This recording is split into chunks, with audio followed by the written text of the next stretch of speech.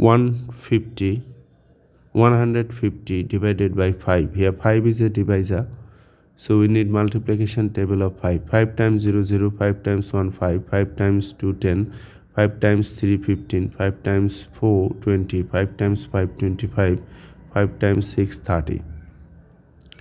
To find out the multiplication table of 5, just add 5 with the previous step. 0 plus 5 5, 5 plus 5 10, 10 plus 5 15, 15 plus 5 20, 20 plus 5 25, 25 plus 5 30, right?